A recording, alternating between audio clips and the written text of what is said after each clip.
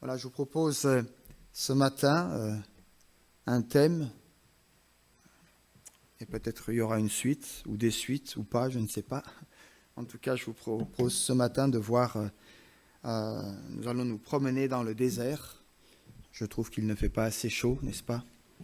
Alors, allons un peu plus en profondeur dans les déserts de Dieu, peut-être dans nos propres déserts, et essayons de voir ce que le Seigneur nous y a préparé.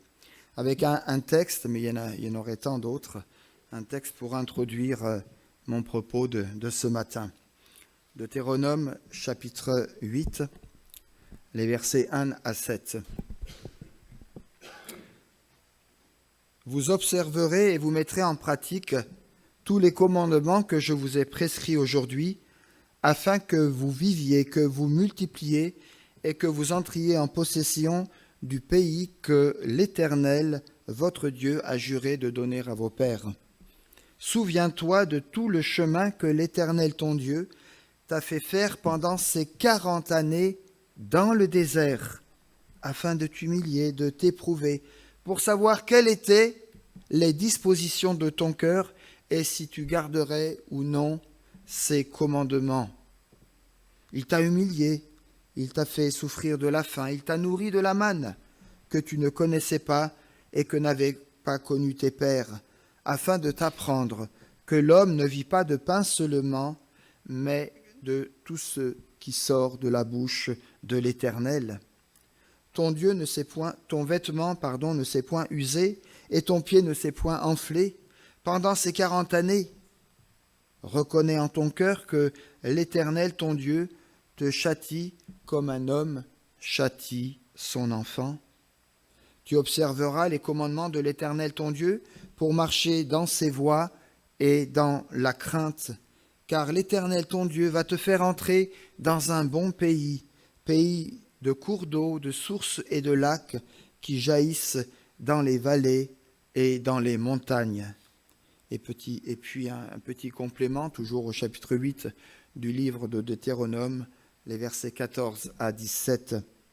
Prends garde que ton cœur ne s'enfle et que tu n'oublies l'Éternel ton Dieu qui t'a fait sortir du pays d'Égypte, de la maison de servitude, qui t'a fait marcher dans ce grand et affreux désert où il y a des serpents brûlants et des scorpions, dans des lieux arides et sans eau, et qui a fait jaillir pour toi de l'eau du rocher le plus dur, qui t'a fait manger dans le désert la manne inconnue de tes pères, afin de t'humilier et de t'éprouver, pour te faire ensuite du bien. Garde-toi de dire en ton cœur, ma force et ma puissance, je les ai acquises de mes mains et de mes propres richesses. Voilà ici pour notre lecture. Que Dieu bénisse sa parole au milieu de nous et que cette parole puisse nous rejoindre chacun, chacune. Quelques mots d'introduction avant de nous promener dans quelques déserts que vous connaissez et ou qui pourraient être vos lieux de vacances prochainement. Nous savons que Dieu nous conduit sur des chemins, des sentiers qui sont là pour notre instruction. On le sait, parfois la réalité est tout autre, mais c'est l'objectif de Dieu. Notre instruction, notre édification, notre plein épanouissement. Je t'instruirai, je te montrerai la voie que tu dois suivre, je te conseillerai, j'aurai le regard sur toi. Psaume 32, verset 8. Mais dans la Bible, dans votre Bible, nous avons aussi l'exemple de différents déserts que le peuple de Dieu, le peuple hébreu, a dû traverser. Et ces déserts sont également, me semble-t-il, aujourd'hui pour nous, des lieux de passage, des lieux de vie chrétienne, avec leur symbolisme, avec l'autorité que la parole de Dieu veut nous donner pour pouvoir affronter cela. Et que nous le voulions ou pas, nous aurons peut-être nous aussi, ici ou là, à les traverser. Au cours de notre marche chrétienne, Dieu permettra que nous expérimentions ces déserts qui ont tous une signification spirituelle. Ces différents déserts ne doivent donc pas être considérés comme des lieux de malédiction ou des périodes dans lesquelles il semble que le Seigneur nous ait abandonnés. Loin de nous cette pensée. Je crois qu'il en est tout autrement si nous considérons que le Seigneur nous forme, nous transforme en vue de le connaître et de le glorifier. Et c'est ce que nous avons vu ce matin au travers de la présidence et des chants que nous avons chantés et des textes qui nous ont été lus. Bien souvent, lorsqu'une personne est disposée à écouter et à chercher les intentions de Dieu, Dieu la conduit alors dans le désert pour lui parler et la visiter. Vous le saviez ça, non ? Parce que vous faites partie de ces personnes qui sont disposées à écouter et à entendre. Alors préparez-vous aussi à ce voyage dans le désert de Dieu. Je rappelle au passage que le désert est avant tout un lieu de silence, de solitude, mais aussi un lieu par excellence où la recherche de communion avec Dieu va s'intensifier par le seul fait que nous disposons de tout notre être à son écoute, et du coup notre intercession devient délibérée, devient libre, devient abondante. Lorsque nous sommes accaparés par mille et une choses, lorsque nous nous perdons dans ce monde qui nous entraîne toujours plus vers le mal et loin de Dieu, il me semble alors que nous ressemblons un peu à Lot, qui avait choisi pour lui les plaines fertiles de Sodome et de Gomorrhe, Genèse chapitre 13. Oui, nous lui ressemblons parfois en ce sens qu'il n'entendait pas toujours la voix de Dieu. Il n'était pas toujours disposé, comme auparavant, à écouter son Créateur. Lot était très certainement, et je le crois, un homme qui aimait Dieu, mais trop occupé à un moment de sa vie par les soucis matériels, les soucis financiers et certainement par beaucoup d'autres choses liées à cette terre. Et il finit par négliger la voix de Dieu et l'appel de Dieu à son égard, à lui-même, pour lui-même et même pour sa famille. Frères et sœurs, Dieu nous conduit au désert parce que nous entendons beaucoup trop de voix qui nous voilent celle du divin berger. Ce sont parfois doux et légers deviennent presque inaudibles à nos oreilles. Alors, le Seigneur, dans sa manière de nous aimer, de nous éduquer, de nous faire grandir, de nous honorer, va nous conduire pour un temps, va nous attirer pour un temps dans son désert, là où enfin nous pourrons à nouveau le redécouvrir dans tout son éclat, dans toute sa gloire, dans toute sa majesté.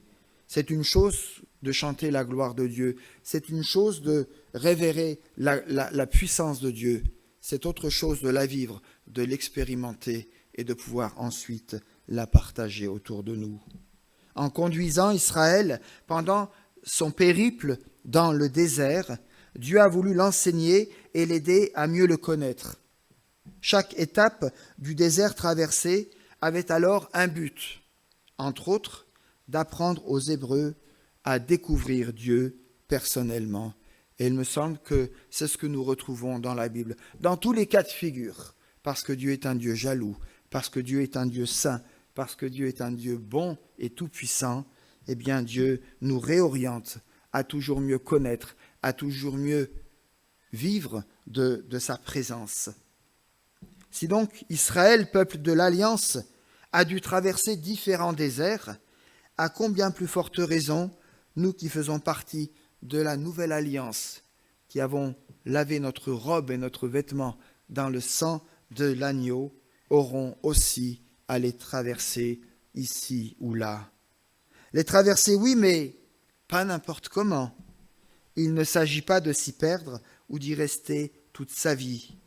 Dieu veut plus que jamais que nous apprenions vraiment à le connaître au plus profond de sa personne, jusqu'à ce que nous soyons parvenus, comme le dira l'apôtre Paul en Éphésiens chapitre 3, verset 13, jusqu'à ce que nous soyons parvenus à la stature parfaite de Jésus-Christ lui-même, notre modèle divin. Alors ne soyons pas surpris par ces parcours, même si nous ne comprenons pas toujours pourquoi le Seigneur nous a conduits ici et pas ailleurs. Peu d'hommes dans l'Ancien Testament sont réellement parvenus à traverser victorieusement l'ensemble des déserts. Alors je vous invite ce matin à être des Josué et des Caleb. Vous vous souvenez, sur les 12, 2, on dit oui, c'est vrai, il y a des ennemis, c'est terrible, on n'y arrivera pas, mais Dieu est plus grand. Et ce sont ces deux avec la nouvelle génération qui ont pu honorer la parole de Dieu et entrer dans le pays promis. Que nous soyons alors comme des Josué et des Caleb qui ont su rester fidèles à la parole de Dieu et à ses promesses sans tenir compte de la voix des hommes. Alors, quelques déserts rencontrés, mais il y en a d'autres, bien sûr. Je vous propose de nous promener un temps dans le désert de Beersheba, et ce texte nous renvoie dans Genèse, chapitre 21. On ne peut lire tous les textes à chaque fois, mais je vous les donne ici en référence.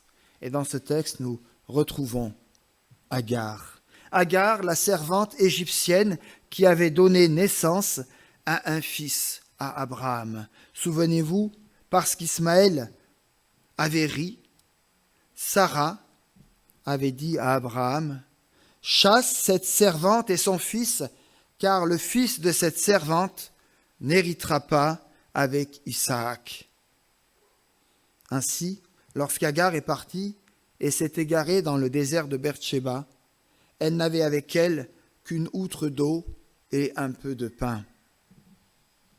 Ici, cette outre d'eau et ce pain représentent en fait les réserves naturelles que nous avons à notre disposition pour traverser le désert. L'outre représente aussi bien souvent nos propres ressources personnelles, et elles sont limitées dans leur capacité, comme le sont également nos propres forces. L'outre, au fur et à mesure, se videra, et le pain, au fur et à mesure, manquera.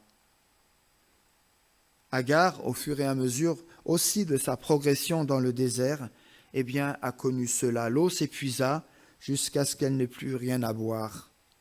Que nous le voulions ou non, nos ressources naturelles s'épuiseront tôt ou tard, et notre zèle aussi, si nous ne sommes pas vigilants et si nous ne désaltérons pas nos corps, notre âme et nos pensées dans la présence du Seigneur Jésus.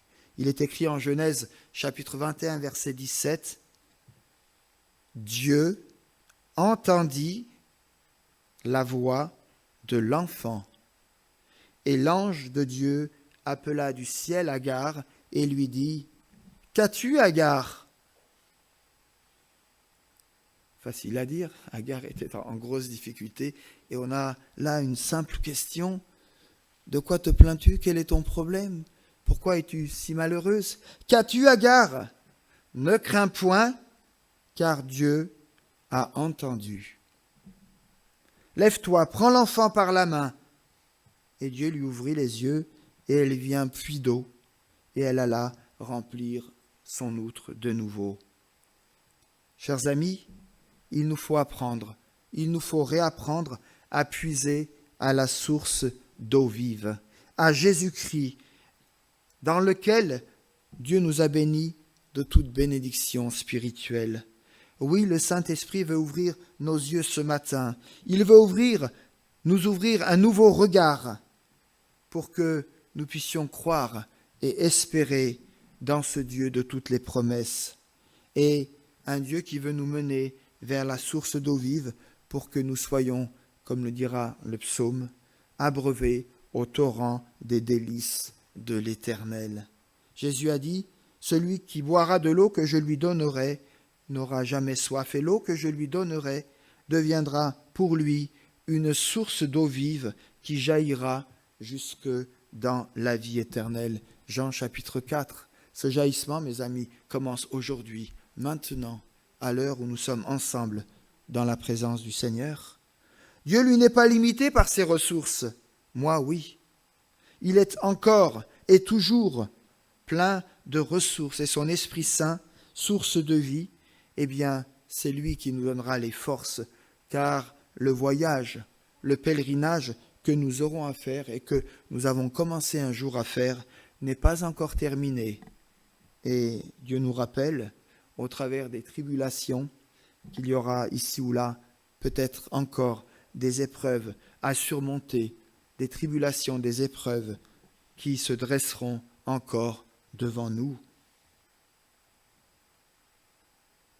Es-tu ce matin comme Agar, épuisé et perdu dans ton désert? T'es-tu perdu toi aussi et tu ne sais plus où tu en es au juste dans ta vie spirituelle? Voici alors la promesse que Dieu te fait ce matin. Je le protégerai car il connaît mon nom. Il m'invoquera, il ou elle, et je lui répondrai. Je le délivrerai, je le glorifierai, je le rassasierai de longs jours. Je répète ou tout le monde a bien compris? Allez, je répète. Je le délivrerai, je le glorifierai, je le rassasierai de longs jours, et je lui ferai voir mon salut. Psaume 91. Comme je l'ai évoqué précédemment, Dieu en Jésus-Christ veut plus que jamais nous introduire dans cette dimension de profonde communion, d'intimité vivante avec lui. C'est ça être disciple, c'est ça progresser dans sa marche chrétienne, c'est ça avoir un témoignage efficace. Ça passe par là, c'est le fondamental à ne jamais négliger. Qu'as-tu, Agar? Ne crains point, car Dieu t'a entendu. Et si ce matin, par la grâce de Dieu, nous mettions nos noms ou notre prénom à la place de celui d'Agar et répondons au Seigneur qui veut nous bénir. Agar, épuisée dans le désert de Beersheba, élève la voix. Elle crie, elle pleure sa souffrance. La seule chose qui lui reste, c'est sa voix pour pleurer. Et encore. Mes amis, vous est-il arrivé, vous aussi, de vous asseoir désespérés, ne sachant que faire, en murmurant à votre âme, à votre cœur, qui me délivrera de mon désert de Beersheba? Qui? Et c'est là, à ce moment précisément, d'une manière étonnante, d'une manière surprenante, d'une manière que vous n'avez peut-être pas encore compris, que le Dieu de toute consolation vous a entendu et étonnamment vous a répondu. Certes, vous pouvez entendre la voix d'un pasteur pendant des années, la voix d'un évangéliste ou d'un missionnaire, que sais-je, mais vous avez besoin d'entendre personnellement la voix du Seigneur lui-même, et cela chaque jour. Savez-vous que Dieu vous parlera aussi au moment où vous ne vous y attendez pas, au moment où vous ne vous y attendez le moins finalement. Parfois aussi le jeûne ou la prière peuvent être une outre que nous pouvons utiliser.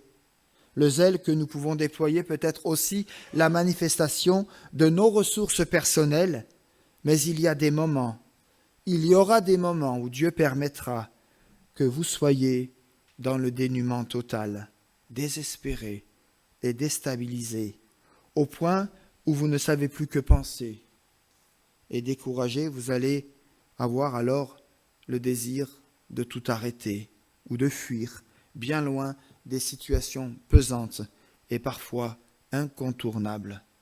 Et c'est là, à ce moment, que Dieu vient vers vous en se révélant comme la seule source suprême capable de répondre à vos besoins les plus profonds. N'est-ce pas ce que bien des siècles plus tard, Paul dira de lui-même dans une forme de témoignage? C'est quand je suis faible que je me casse la figure. 2 Corinthiens 12, 10. Non, réagissez. C'est quand je suis faible que je suis fort. On le dit, et vous riez, et moi avec vous. Mais est-ce que je le crois?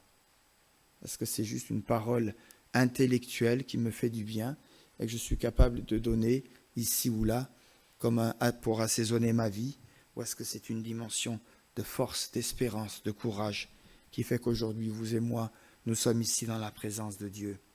Agar a appris dans le secret de son cœur à connaître le Dieu d'Abraham. Jusque-là, elle le connaissait, mais elle avait une révélation de Dieu, une révélation, une connaissance de Dieu, mais c'était indirect, ce n'était pas franc, ce n'était pas clair. Maintenant, elle sait qui est réellement Dieu. Elle a appris à le connaître personnellement. Agar me fait penser aussi à une autre personne. Vous savez à qui? Si vous ne savez pas, je vais vous le dire. À Job. Job était, nous dit la Bible, un homme prospère et béni. Il craignait Dieu et se sacrifiait chaque jour.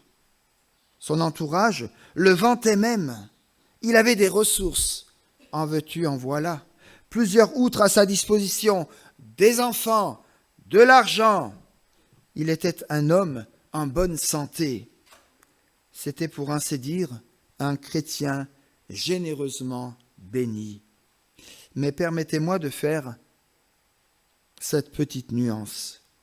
Il avait lui aussi besoin de rencontrer son Dieu en profondeur. Il faisait tout pour lui obéir, mais il n'avait pas encore pleinement pris connaissance et conscience de qui était vraiment Dieu, Yahvé, celui qui avait dit « Je suis celui qui suis », de ce Dieu tout-puissant. Ainsi, dans une belle confession de foi, après un parcours de souffrance, et quelle souffrance, mais aussi une remontée dans la gloire et la puissance de Dieu, il pourra dire dans sa prière, Job chapitre 42, « Mon oreille avait entendu parler de toi, mais maintenant mon œil t'a vu. » L'encouragement que j'aimerais vous communiquer ce matin, c'est que chacun, chacune, sans exception, puisse découvrir dans toute sa richesse et sa gloire le Seigneur, aussi simplement, mais aussi puissamment. Jésus a dit, « Venez à moi, vous tous qui êtes fatigués et chargés, et je vous donnerai du repos. » Matthieu 11, 28. Le repos ici sous-entend renouvellement, restauration, communion retrouvée, silence intérieur, écoute, disposition nouvelle pour te relever et pour partir. Voilà la prière que j'adresse au Seigneur pour son Église et pour chacun d'entre vous, le connaître personnellement et au plus profond de votre être. Frères et sœurs, lorsque Dieu décida de détruire Sodome et Gomorrhe, c'est Abraham qu'il choisit. Abraham, serviteur de l'Éternel, qui se trouvait lui aussi dans le désert. Et voilà ce que nous dit la parole de Dieu, Genèse 18, 17. L'Éternel dit à Abraham, « Cacherai-je ce que je vais faire ?» Dans la solitude de notre désert, ne cherchons pas seulement la face de Dieu, mais soyons aussi, comme Abraham, l'ami de Dieu, l'intercesseur pour ceux qui ont besoin du Christ et qui ne le connaissent pas encore. Dans notre processus de sanctification, le Seigneur nous dirige et nous aide à avancer, et les déserts qu'il place devant nous sont toujours des moyens de salut, de grâce, de restauration, de guérison et de bénédiction. Sais-tu où il voudrait te conduire pour qu'il y ait comme un rendez-vous divin qui se produise et qui te permette de repartir vivifié et renouvelé dans ta vie? Tu ne le sais pas, alors ose lui demander. Où es-tu ce matin, mon frère, ma sœur?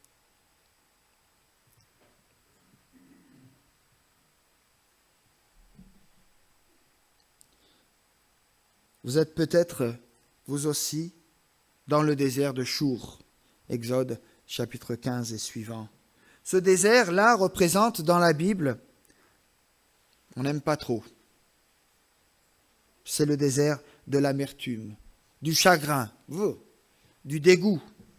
Votre cœur est-il rempli de haine parce qu'il y a une personne qui vous a déçu, qui a brisé votre amitié, l'intérêt qu'elle portait pour vous, le respect qu'elle avait à votre égard?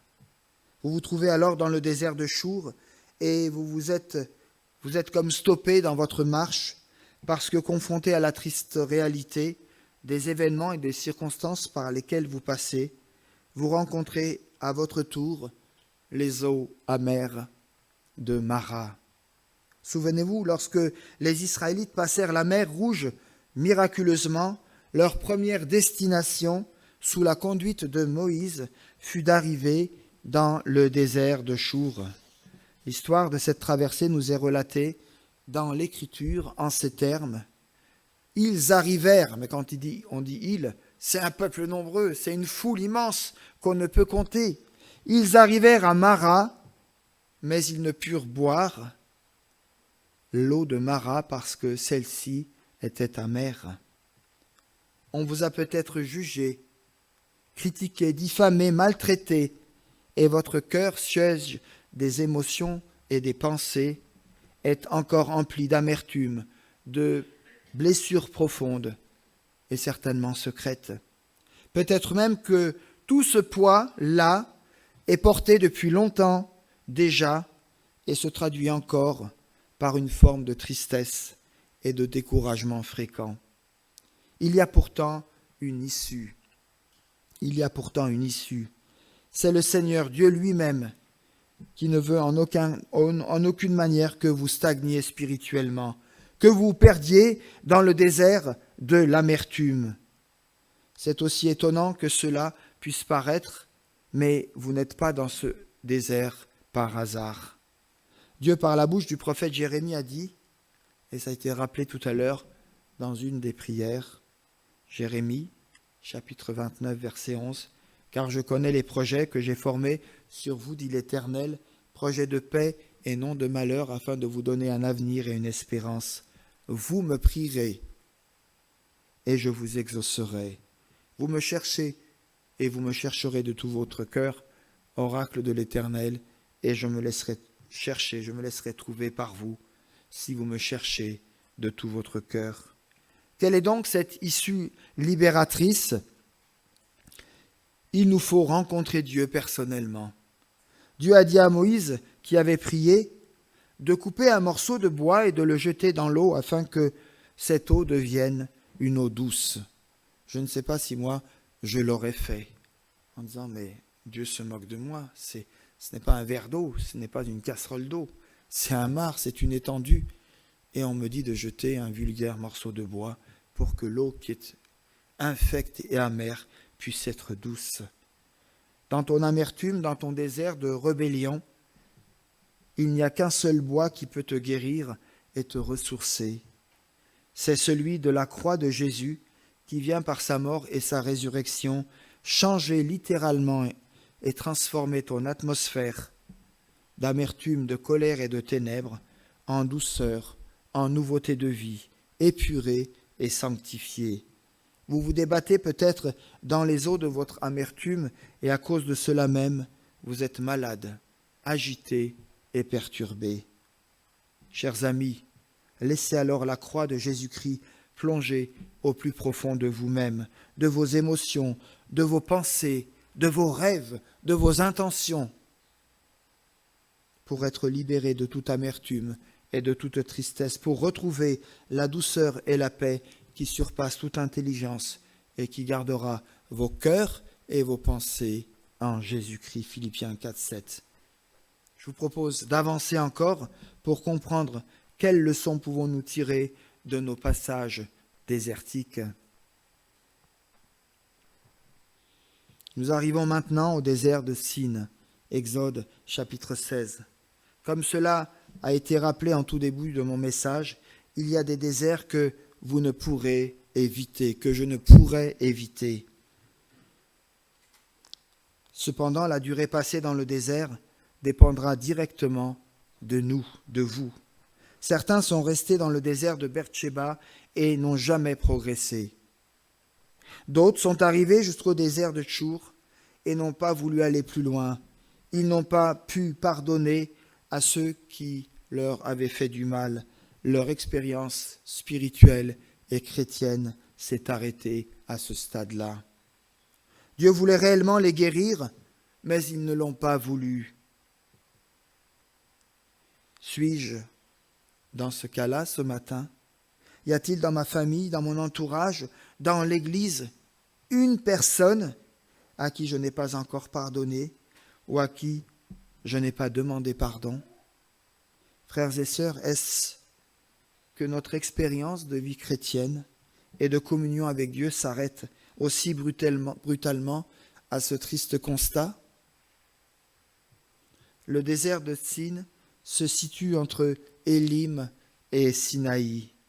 C'est le désert où brusquement, après être devenu chrétien, chrétienne, c'est là pour nous un temps de dépouillement des choses matérielles.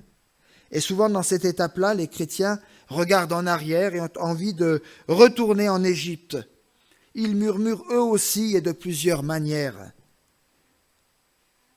Ils se rappellent des bonnes choses qu'ils avaient ou qu'ils pouvaient encore avoir auparavant. Et depuis qu'ils sont devenus chrétiens, les difficultés surgissent de toutes parts. Ils sont perturbés, irrités, dans l'incompréhension, voire dans l'abattement, ce qui les rend finalement insatisfaits de beaucoup de choses.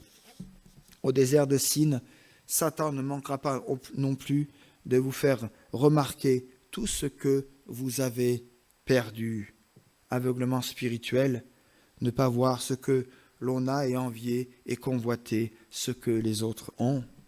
Voyez-vous, si nous répondons présents à l'épreuve de notre foi, Dieu répondra alors à tous nos besoins, comme il le fit et répondit aux besoins d'Israël, son peuple, en faisant descendre la manne pour les nourrir. Alors, comme le rappelle Philippiens 4, verset 19, Dieu se révélera comme celui qui pourvoit parfaitement à tous nos besoins, selon sa richesse et sa gloire en Jésus-Christ. Notre Père céleste veut, au travers de nos épreuves et de nos renoncements, nous éduquer, nous discipliner, afin que nous soyons des hommes et des femmes, des jeunes, parfaits et accomplis, sans faillir en rien. Sachons qu'il veut nous bénir, afin que nous servions à célébrer sa gloire, nous qui d'avance avons espéré en Jésus-Christ. Un dernier désert pour ce matin.